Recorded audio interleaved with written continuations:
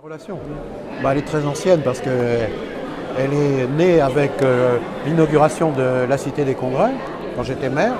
J'ai été maire de 1989 à 2012, donc j'ai connu toutes les folles journées dans toute cette période, mais c'est surtout les débuts qui sont intéressants.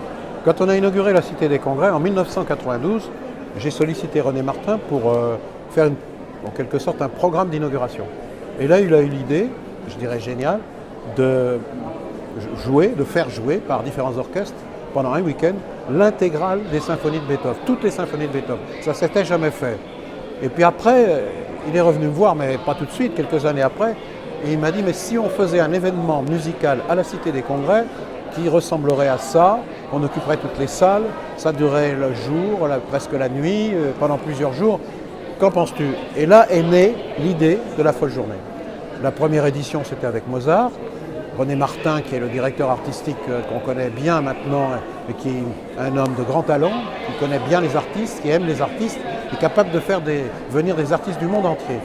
Donc il avait choisi, je ne dirais pas la facilité, mais le plus accessible peut-être avec Mozart. Puis ensuite c'était Beethoven, ensuite c'était Bach, puis toute l'histoire s'est déroulée jusqu'à revenir cette année à Beethoven.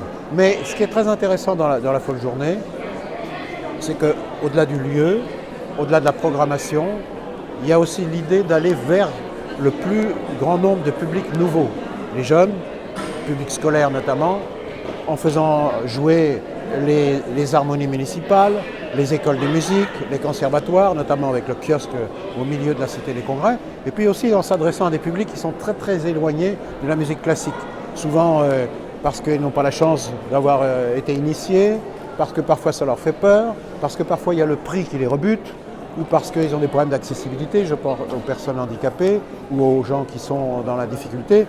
Et donc la folle journée, c'est aussi un projet culturel, mais c'est aussi un projet social et solidaire. Vous étiez au concert de Steve Wakeman. Oui, alors ça fait partie de ce que j'apprécie beaucoup avec René Martin, c'est qu'il fait preuve d'audace et d'innovation. Et donc, il ne cherche pas à flatter le public dans ses habitudes, il cherche à lui faire découvrir des choses nouvelles. Nous en avons là un exemple, mais je trouve que dans cette édition 2020 de la Folle Journée, il y en a vraiment beaucoup et j'en suis très heureux. La musique, c'est le bonheur d'être ensemble, de partager la beauté et en quelque sorte ce qui nous apporte la sérénité et l'envie d'être finalement plus bienveillants les uns vis-à-vis des autres, d'être plus généreux. C'est un peu le message de Beethoven. Surtout lui qui a souffert dans sa surdité, sa musique est une musique de joie, une musique d'espérance. Et je crois que ça aussi, ça caractérise la musique classique.